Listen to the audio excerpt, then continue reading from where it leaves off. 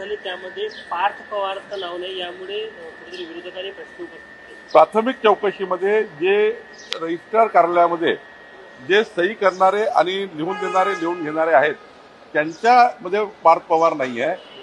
त्या कंपनीचे कोण कोण भागीदार हा कंपनीचा नियम वेगळा आहे, पण ऍक्च्युअली नोंदणी करताना रजिस्ट्रार समोर कोण कोण गेले होते त्याचे नाव आमच्याकडे जे आहेत आमच्या डॉक्युमेंटवर लिहून देणारा कोण, लिहून घेणारा कोण, चुकीची रजिस्टर करणारा कोण, त्यांच्यावर गुन्हे दाखल केले.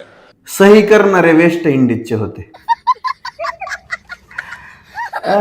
वेस्ट इंडिजचे तिकडून आणली होती माणसं सही करायला, त्यांना करा अटक.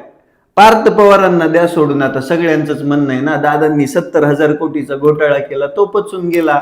कार्ट्याचा 1800 कोटीचा घोटाळा किती बाब आहे, छोटूशी एवढूशी करेल जनता बी माफ. जनता 70,000 कोटीवाल्यांना निवडून देते म्हणल्यावर 1800 वाल्याचं काय. ह्या साहेबांचं तर मला बघितलं की म्हणजे साहेब चुकून गेला का तुम्ही त्या पदावर, खरं सांगा चुकून ना, लॉटरी लागल्यासारखं. लय अवघड हो, तुम्हा लोकांना भस्म्या झालाय.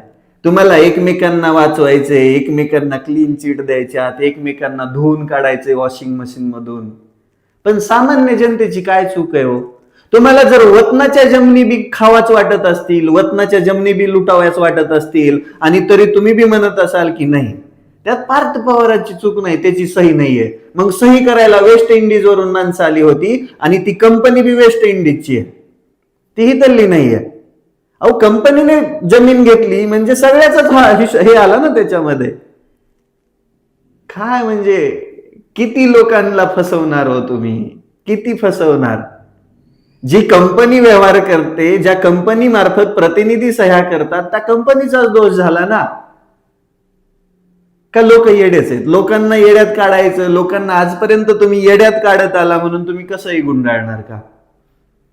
बरं जाऊ द्या साहेब, काय करा, सगळं जाऊ द्या. ते वेस्ट इंडिज वरून जे सह्या करायला आलते ना त्यांना घेऊन येणे, त्यांच्यावरच गुन्हे दाखल करा.